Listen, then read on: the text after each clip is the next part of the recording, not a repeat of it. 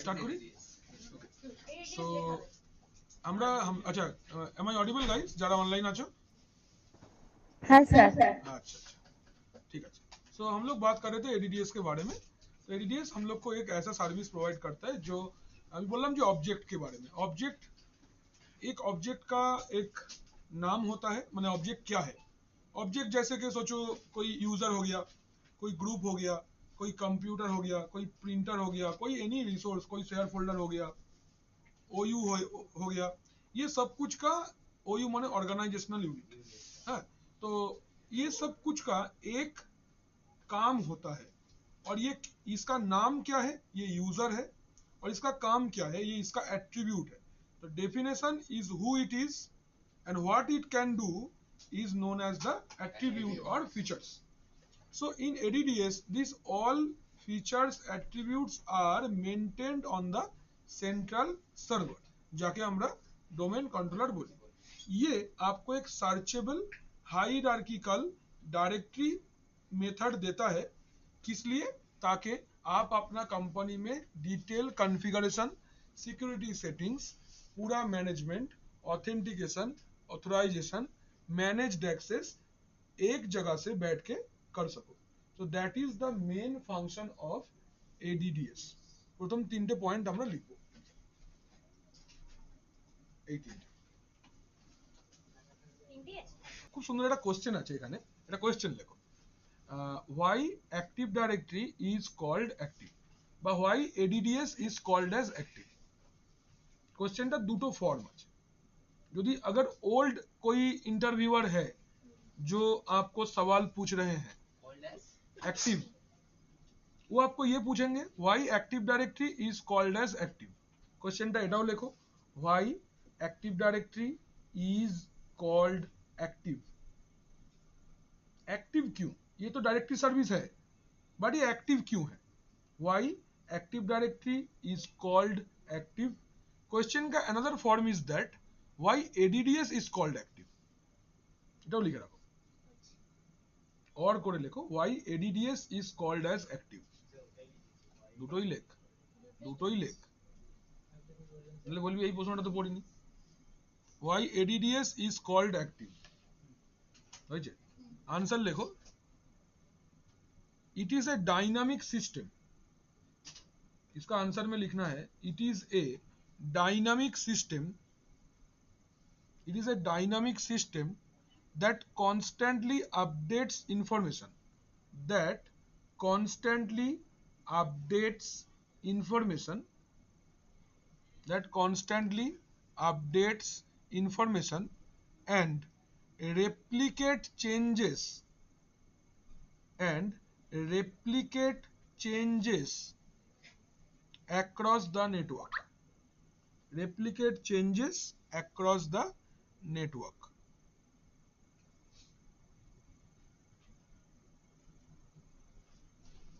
Example, user password change. Example लेख, মানে কেন, কিভাবে। Users password change, policy updation,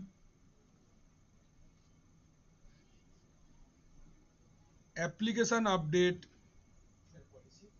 update, policy update, user password update, policy update, और কি বললাম, অ্যাপ্লিকেশন আপডেট,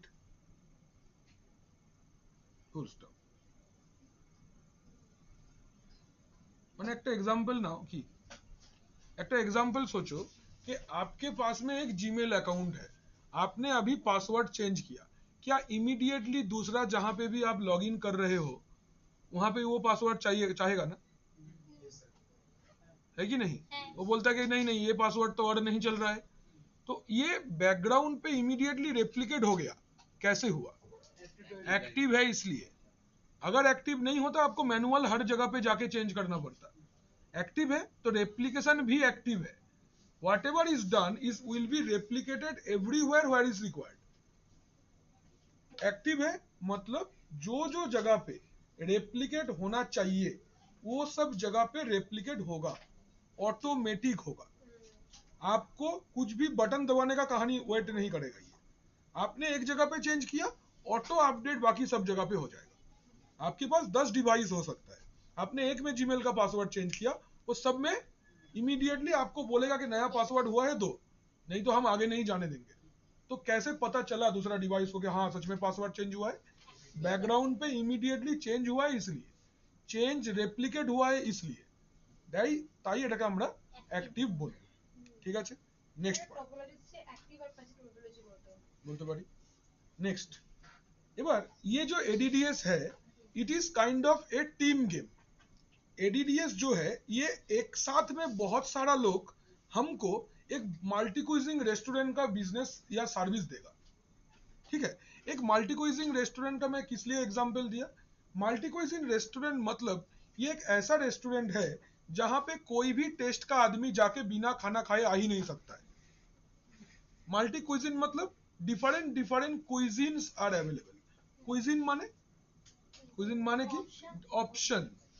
কেউ ইন্ডিয়ান খায়, কেউ চাইনিজ খায়, কেউ মুগলাই খায়, কেউ কন্টিনেন্টাল খায়, কেউ জাপানিজ খাবার খায়। मल्टी क्विजिंग रेस्टोरेंट में सब तरीके का खाना मिलता है, veg, non veg, chicken, mutton, যা যা প্রাণীর খাওয়ার মাংস খাওয়া যায় সব, plus sea food, Japanese, sushi, American sizzler, যা বলবি सब पावा जाए। तार माने ये सर्विस देने के लिए कोई अकेला रिस्पॉन्सिबल नहीं हो सकता है। द कंपनी और the restaurant must have a team behind that. Rohit Sharma के ऊपर अकेला इंडिया टीम डिपेंड नहीं करता है। रोहित शर्मा का काम बैटिंग करना है, कैप्टेंसी करना है। दैट मीन्स एक इंसान का मल्टीपल काम हो सकता है, लेकिन अगर 100 काम है, उस 100 काम एक जन का नहीं होगा। For bowling I need someone, for fielding I need someone, for maintaining the middle over match I need someone. मुझे लोकेश राहुल भी चाहिए जो चुपचाप खेलता है, मुझे विराट कोहली भी चाहिए जो ऐसे ऐसे करेगा। मतलब मुझे सब चाहिए, हैंडलिंग एवरीथिंग। मतलब ये एक टीम गेम जैसा चलता है। आप लोग कोई फुटबल देखते हो? Anyone who seize football? East Bengal মোহনবাগানের কথা বলছি না, কিন্তু আমি স্পেনের খেলা বলছি। তুই টিকি টাকা মানে বুঝিস আশা করি। খেলাটা কেমন বল? মার্ভেলাস খেলা। মানে পাসিং টিকি টাকা জানিস? টিকি টাকা ইজ এ স্প্যানিশ ওয়ার্ড। এর দুটো মানে, টিকি মানে টেক দ্য বল, টাকা মানে পাস দ্য বল। হ্যাঁ, মজাক नहीं कर रहे। This is Spanish football. Touch খেলা, কেউ ছুটবে না, দাঁড়িয়ে দাঁড়িয়ে দাঁড়িয়ে টুক টুক টুক টুক পাস করে গোল হয়ে যাবে। একদম ছবির মতন খেলা। আমাদের বার্কলেস প্রিমিয়ার লিগে যেমন লং শটে খেলা হয়, পাস দেবে, ছুটবে, ড্রিবল করবে, এরকম হয়। বাট স্পেনের খেলাটা কমপ্লিট আলাদা। মনে হবে মন্ত্রমুগ্ধ, কি দেখলাম এটা। বার্সেলোনা খেলে একদম ঠিক, আমরা খুব फेवरेट टीम तो তাই আমি চিনি এটা।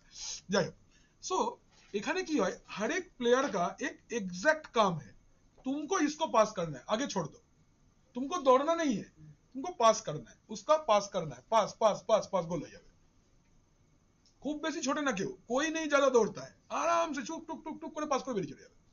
तो हम लोग का एक्टिव डायरेक्टरी के अंदर में ऐसे बहुत लोग हैं जिसका छोटा छोटा काम है, लेकिन जब आप कोलेक्ट करोगे तब it is a massive service.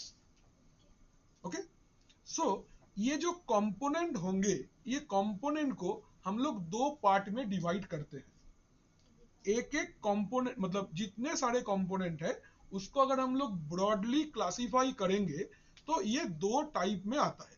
एक को हम लोग बोलते हैं फिजिकल कंपोनेंट्स, एक को हम लोग बोलते हैं लॉजिकल कंपोनेंट्स। हेडिंग करबो एक्टिव डायरेक्टरी कंपोनेंट्स, लिखो there are two type of component, there are two type of components, ADDS component, there are two type of components। Number one, दाঁড়াও एक मिनट, नंबर वन করে लिखो ना, ऐसे ना, ऐसे टेबल बना के लिखो। कॉपी का लेफ्ट साइड में लिखो फिजिकल कंपोनेंट और राइट साइड में लिखो लॉजिकल कंपोनेंट। বুঝতে পেরেছো? পার্থক্য লিখবার মতন করে। फिजिकल कंपोनेंट्स और राइट साइड में थोड़ा जगह बना के लिखो logical components.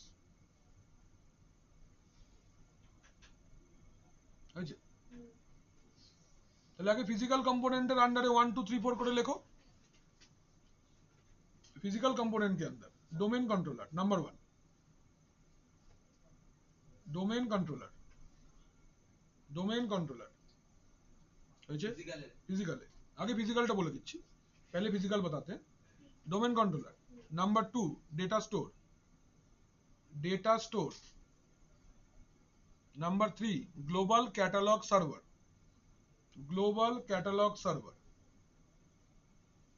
CATALOG, global catalog server. Number 4, read only domain controller, read only DC लिखो, read only DC. Number next site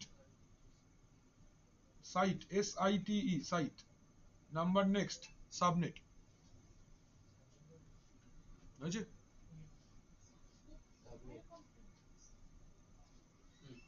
next logical कंपोनेंटे चलो। Number 1, partition.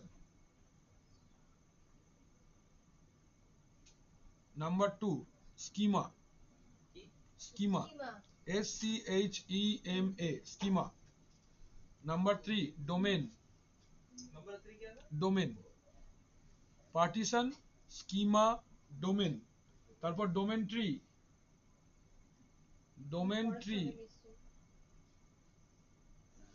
Number next forest. Next OU, O capital U capital, OU full form लिखबे organisational unit, OU organisational unit. Next container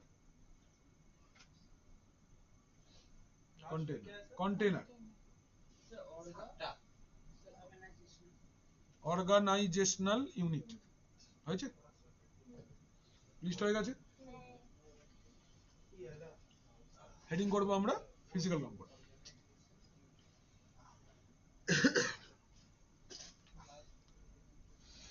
heading করো physical component.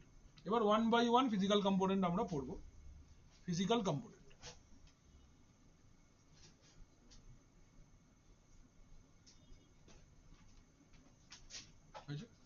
Number 1 लिखबे एर under, आगे सुनबे, हाँ आगे सुने ना, पहले सुन लेते हैं फिर बोल लिखेंगे। अच्छा, तो पहला हेडिंग करेंगे हम लोग डोमेन कंट्रोलर, राइट। तो मेरा पहला फिजिकल कंपोनेंट क्या होगा, डोमेन कंट्रोलर, राइट। लिखो डोमेन कंट्रोलर, आगे ভালো করে শোনো। डोमेन कंट्रोलर क्या है, डोमेन कंट्रोलर एक फिजिकल सर्वर सिस्टम है। तो मतलब इसको हम ऐसे आवाज कर सकते हैं, छू सकते हैं, सिंपल। फिजिकल का मतलब जो है वही एक फिजिकल सर्वर है। This is the most important server in your organization. अगर एडिट मतलब डोमेन कंट्रोलर नहीं है, आपका एक यूजर का भी लॉगिन नहीं होगा, your user will never able to login, कोई पॉलिसी अप्लाई नहीं होगा, कोई मैनेजमेंट नहीं होगा, कुछ नहीं होगा। Exactly, so domain controller is a physical system. तो ये जो मैनेज करता है, तो इसके पास में मैनेज करने के लिए कुछ सामान तो चाहिए, ठीक। तो ভালো করে জিনিসটা বোঝো। अगर कोई आपका कोई कैप्टन है, अगर क्रिकेट का ही सब लोग क्रिकेट देखते हैं नॉर्मली हम लोग इधर पे, तो क्रिकेट में जिसको कैप्टन किया जाता है उसका कुछ तो क्वालिटी होगा। Without quality I can not make anyone captain. ये आदमी को गेम का नॉलेज बहुत अच्छा है, इनको मैनेजमेंट क्वालिटी है, ये कोई एक चीज अच्छा करते हैं, प्रेशर सिचुएशन हैंडल करते हैं। These are the qualities that makes Rohit Sharma captain, ठीक ना। तो आपका जो डोमेन कंट्रोलर है ये सबको मैनेज कर सकता है, ये हमने बोला। तो इसके पास में औजार क्या क्या है, इसके पास में वेपन क्या क्या है। तो इसका जो सबसे बड़ा वेपन है दैट इज ए डेटाबेस। उस डेटाबेस को इस्तेमाल करके ही ये सब लोग को मैनेज करता है। क्या नाम है इस डेटाबेस का, हमने डोमेन में लिखा है ntds.dit। This is the entire domain database, जिसके अंदर सब कुछ है, एवरीथिंग एंड एवरीथिंग। एक अगर यूजर है वो भी इसके अंदर में है, एक ग्रुप, एक मेंबर, एक कंप्यूटर, एक printer, whoever is the member of the domain, सब इसके अंदर में ही डेटाबेस के अंदर में उसका नाम लिखा है। Whatever for whatever course you come to Jetking, आपका एक रोल नंबर होगा और आपका हिसाब अकबर सर के पास 100% रहेगा। हो सकता है is the highest course BCA you are doing, हो सकता है एक lowest course basic networking you are learning. दोनों के लिए ही आपका अकबर सर का डेटाबेस में मौजूद होना इंपॉर्टेंट है। Without that you are not a student. हो सकता है आपके पास टाई नहीं है, हो सकता है आपके पास में कोई जूता अच्छा नहीं है, हो सकता है आपको व्हाइट शर्ट नहीं पहन रहे हो सकता है आप पासपोर्ट लाना भूल गए हो, but one thing is common, Akbar sir knows you. हाँ, अच्छा। तो जब भी हम लोग डोमेन कंट्रोलर बनाते हैं तो डोमेन कंट्रोलर के अंदर में जो सबसे अच्छा बेनिफिट है कि इसको हेल्प करने के लिए दूसरा कोई भी हो सकता है। मतलब एक प्राइमरी डोमेन कंट्रोलर होगा, इसको हेल्प करने के लिए जो सेकेंड डोमेन कंट्रोलर बनेगा उसको हम लोग सेकेंड डीसी बोलते हैं। And the fun part is that कि अगर आप एक में इनमें से कोई भी एक में भी आप कुछ भी चेंजेस करते हो, ऑटोमेटिकली सब में वो ऑटो अप्लाई हो जाएगा। आपको 1 बाय 1 जाके अपडेट करने का जरूरत नहीं है। প্রাইমারিতে শুধু না, তুই প্রাইমারিতে চেঞ্জ করলে সব সেকেন্ডারি আপডেট হবে, সেকেন্ডারিতে চেঞ্জ করলেও প্রাইমারি সমেত সবাই আপডেট হয়ে যাবে। Both way, it is both, যেখান থেকে করি একই হবে। अच्छा, तो जब हम लोग डोमेन कंट्रोलर बनाते हैं, after you promote a system as a domain controller, Rohit Sharma एक नॉर्मल प्लेयर था पहले, उनको प्रोमोशन मिला। क्या चीज का प्रोमोशन मिला? कैप्टेंसी का। तो जब आप एक सर्वर को बोलते हो सुनो भाई कल सुबह नींद से जब उठोगे तब से तुम डोमेन कंट्रोलर हो, वो बोलेगा अच्छा ये तो मेरा प्रमोशन है, तो मुझे प्रमोशन में क्या गिफ्ट मिलेगा? तो जब एक सिस्टम को तुम डोमेन कंट्रोलर बनाते हो, उसको विरासत में 2 फोल्डर मिलता है, 2 फोल्डर मिलता है। उसको क्या मिलता है? 2 फोल्डर मिलता है। ये फोल्डर में ही मेन आइटम है। क्या है नाम? क्या है फोल्डर का? पहला नाम है एनटीडीएस, दूसरा नाम है सिसवॉल। दूटो शेयर्ड फोल्डर, 2 शेयर्ड फोल्डर आपको मिलेगा। क्या क्या? एनटीडीएस एंड सिसवॉल। एनटीडीएस का full form new technology directory service, এটা একটা ফোল্ডার। আর সিসভল বা system volume it is a folder. এবার থাকে কি কি পাবে এমন জিনিস? एनटीडीएस के अंदर डेटाबेसটা থাকে, মানে ntds.dit जो डेटाबेस है वो रह जाएगा कहां पे? एनटीडीएस के अंदर। What is there inside SYSVOL? Group policy, group policy, script, log off की script, log on script. Company में आप लॉग इन करते हो आपको दिखाता है hi there I am Cortana, like that. हाँ, मजाक नहीं कर रहे, सच में ऐसा कर सकते हैं। आपको लॉग इन मैसेज आएगा, आपको लॉग आउट मैसेज आएगा। हाँ, आपको बीच में चाय पानी का पूछ सकता है। What ever you set, it depends how you set. आप एक सिस्टम पे बैठ के ये सेट कर सकते हो कि हर 2 घंटे में आपको एक मैसेज पॉप करेगा कि टेक ए ब्रेक। हाँ, कर सकते हैं। आपको हर एक मैसेज में जाना नहीं है, एक जगह से बैठ के कर सकते हो। तो ये सब इसको हम लोग बोलते हैं स्क्रिप्ट। ये स्क्रिप्ट कहाँ पे रहता है? सिसवॉल के अंदर। कंपनी के अंदर हजारों पॉलिसीज होता है। पॉलिसीज हम लोग जानते हैं, ऑथराइजेशन हम लोग पढ़े हैं सीसीने में। तो ऑथराइजेशन मतलब क्या कि इसको क्या चीज करने का परमिशन है, कौन क्या कर सकता है, कौन क्या नहीं कर सकता है। These are collection of policies. तो कंपनी में सोचो 100 पॉलिसी है, वो पॉलिसी कहाँ पे रहेगा? क्लियर? তাহলে এই যে डायरेक्ट এই যে সিস্টেমটা it is the centralised management device, इसको हम लोग डोमेन कंट्रोलर बोलेंगे। यहाँ पे बैठ के every person in the domain will be managed. इसके पास मैनेज करने के लिए 2 फोल्डर रहता है, एक को बोलते हैं एनटीडीएस, एक को बोलते हैं सिसवॉल। एनटीडीएस का full form new technology directory service है, सिसवॉल का फुल फॉर्म सिस्टम वॉल्यूम है। एनटीडीएस के अंदर ntds.dit बोल के डेटाबेस रहता है जो एंटायर डोमेन में जितना भी ऑब्जेक्ट है सबका एक लिस्ट मेंटेन करता है। एंड सिसवॉल के अंदर में group policy and different scripts रहता है। Clear? What is domain controller? ठीक है भाई।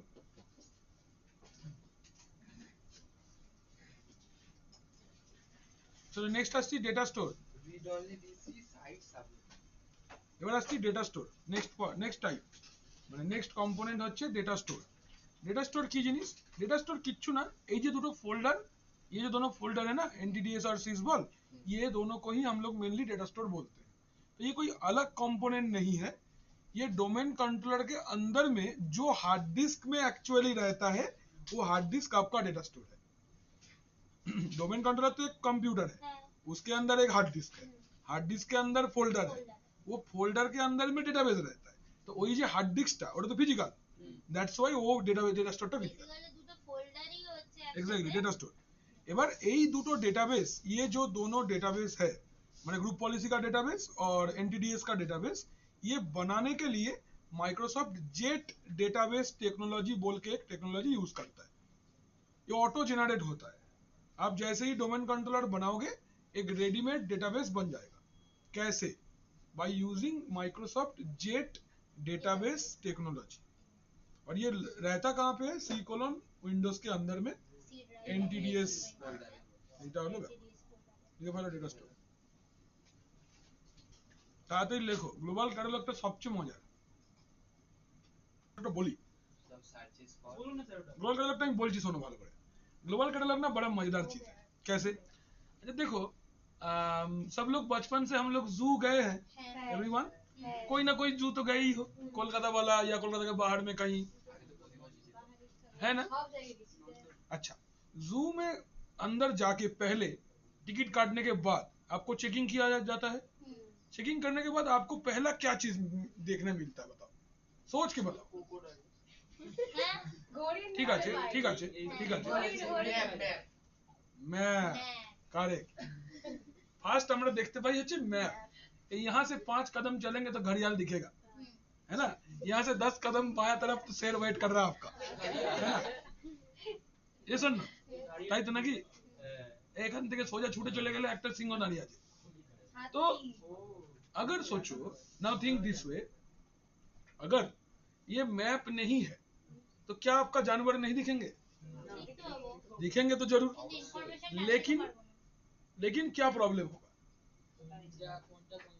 एग्जैक्टली, एक नंबर, 2 नंबर टाइम, बेसी टाइम লাগবে আর দেখা শেষ হবে না। हाउ डू आई नो कि मैंने सारा देख लिया? तो ग्लोबल कैटलॉग एक डोमेन का मैप जैसा है, ठीक है? मतलब मेरा डोमेन में जितना ऑब्जेक्ट है, जितना कोई भी है, whoever is the member, वो छोटे से छोटा, बड़े से बड़ा मेंबर जो भी है, सबका एक लिस्ट मेंटेन करता है। जब कोई भी ऑब्जेक्ट को सर्च करता है, ग्लोबल कैटलॉग उसको हेल्प करता है। कैसे? By making the search faster. ये एक टाइम टेबल जैसा चीज है, ये एक मैप जैसा चीज है, ये एक चेकर बोर्ड जैसा चीज है, ये एक स्टेशन में वही डिजिटल इलेक्ट्रॉनिक बोर्ड जैसा चीज है। आपको पता है कि एक नंबर प्लेटफॉर्म पे ही वो ट्रेन आएगा, फिर भी एक नया आदमी के लिए वो सर्चिंग में हेल्प करता है ना? देखना, कभी तुम लोग जो बाइक चलाने जानते हो या दूर कभी जाते हो बाइक लेके, देखना रास्ता में ऐसा बड़ा बड़ा ग्रीन कलर का लिखा रहता है ना, 5 किलोमीटर तक जाओगे तो दीघा पहुंच जाओगे, है ना? दुर्गापुर 29 किलोमीटर दिखाता है ना? क्यों, क्या जरूरत है? जिसको पता है पता है। तो आपको फास्ट, आप सही जा रहे हो कि नहीं, ये बताने के लिए, आप फास्ट पहुंच जाओ ये बताने के लिए उस ग्रीन कलर का बोर्ड का इस्तेमाल किया जाता है। सेम वे हम लोग ग्लोबल कैटलॉग सर्वर में एक read only list of copy रखते हैं। ग्लोबल कैटलॉग को आप एडिट नहीं कर सकते। माने मेरे को मन हुआ, मैं मैप में जहां पे जिराफ लिखा है उसको मैंने नाम रॉबर्ट दिया, मुझे तो वो হবে না। It is read only, you can not update that, it will be auto updated, ठीक है? तो किरकम ऐसा है, जस्ट आप ऐसे मतलब मजा के लिए सोच सकते हो कि चिड़िया जू में एक नया हाथी आया है, तो कोई एक रात को परी आएगी और एक अपना जादुई पेंसिल से मैप के अंदर एडिट करके चली जाएगी। मतलब ऑटोमेटिक अपडेट होगा, it is automatic update, okay? तो global catalog is storing a partial read only copy of all the object in a multi domain forest, ठीक है? तो एक global catalog server speed up the search for objects that might be stored on domain controllers in a different domain in the forest. সবচেয়ে, তোমরা কখনো পুরী গেছো everyone? Puri কে যায়নি? সে কি পুরী नहीं गए अभी तक? पुरी ओडिशा वाला पुरी, हाँ गए? हाँ, वहाँ जू है पता है, नंदनकानन। नंदनकानन 5 না মানে 30 না 35 একর জায়গা নিয়ে তৈরি, বিশাল জায়গা, বিশাল জায়গা, মানে এপাশ থেকে ওপাশ তুমি দেখতে পাবে না, হেঁটে ক্লান্ত হয়ে যাবে। হ্যাঁ ঘোরা যায়, তুই জানলে ঘোরা যায়, গাইড নাও দিতে পারে, তোমার যদি নলেজ থাকে। স্যার গাড়ি নিয়ে ঘুরতে হবে স্যার, অনেক বড়। অনেক বড় বিশাল জায়গা। তো নন্দনকানন একটা এরকম জায়গা যেখানে গ্লোবাল ক্যাটালগের খুব দরকার পড়বে। কেন? তুমি তো বোকার মতন হেঁটে একই জায়গায় ঘুরে चले আসবে। आपको तो मतलब उल्लू बन जाओगे, खुद से जाओगे तो। जो पहला पहला बार गया है या बहुत सालों में एक बार जाता है, उसको कभी याद रहना पॉसिबल ही नहीं है कि कितना दूर में घड़ियाल है, कहाँ पे क्रोकोडाइल सोया हुआ है, कहाँ पे पंछी देखने मिलेगा, ग्रे पैरोटটা কোথায় দেখা যাবে, খুঁজেই পাবে না। अलीपुर चिड़ियाखाना में भी वैसा ही है, कहीं से भी घूम के आओगे सामने ग्रे पैरोट ही दिखेगा, अगर पता नहीं है तो। हालांकि ग्रे पैरोट बहुत मजेदार एक ब्यूटीफुल बर्ड है, फिर भी वही दिखेगा घूम के। हम लोग जू जाते ही है शेर देखने के लिए नॉर्मली, वही दूसरा 99% आदमी शेर लायन देखने के लिए ही जू में जाता है ना, बाकी কোনো তো এমনি দেখি ফ্রিতে, যেতে যেতে দেখতে পাচ্ছি তাই দেখে নিলাম, তাই না? যেতে যেতে আসুন না ম্যাডাম, আসুন আসুন, আমি আসছি। তো এইটা হচ্ছে ব্যাপার। তো গ্লোবাল ক্যাটালগ কি করবে, গ্লোবাল ক্যাটালগ সার্চিংটাকে ফাস্ট করে দেবে ইন এ ফরেস্ট।